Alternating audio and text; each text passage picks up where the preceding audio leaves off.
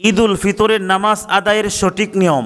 ঈদ উল ফিতরের নামাজে কিভাবে নিয়ত বাঁধতে হবে।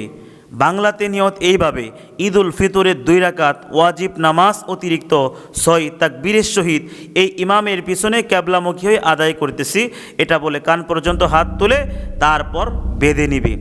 এরপর নিঃশব্দে সানা পড়বে। সানা পড়ার পর ইমাম সাহেব আল্লাহু আকবার বলে আবার কান পর্যন্ত হাত উঠাবেন। এরপর হাত ছেড়ে দিবে, আবার কান পর্যন্ত হাত উঠে আবার ছেড়ে দিবে। এরপর আবার তৃতীয়বারে কান পর্যন্ত হাত উঠে হাত নাভির নিচে বেঁধে নিবে। এরপর অন্যান্য নামাজের মতো, যেমন আউযুবিল্লাহি মিনাশ শাইতানির রাজিম বিসমিল্লাহির রহমানির রহিম আস্তে আস্তে পড়ে এরপর সূরা ফাতিহার সাথে অন্য একটি সূরা মেলাবে।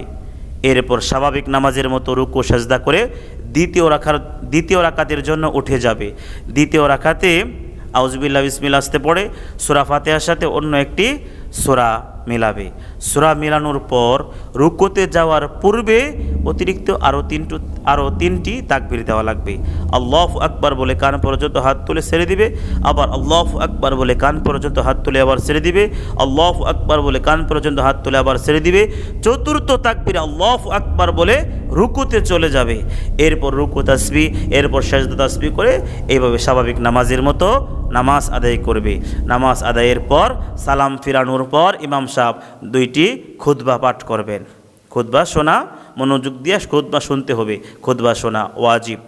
তবে 2 খুতবার মধ্যে জুমার খুতবা আর ঈদের খুতবার মধ্যে পার্থক্য হলো, জুমার খুতবা পড়তে হয় নামাজের পূর্বে আর ঈদের খুতবা পড়তে হয় নামাজের পরে। সুতরাং আমরা ইনশাআল্লাহ ঈদ উল ফিতরের নামাজ আদায় করার চেষ্টা করব। মা তৌফিকি ইল্লা বিল্লাহ।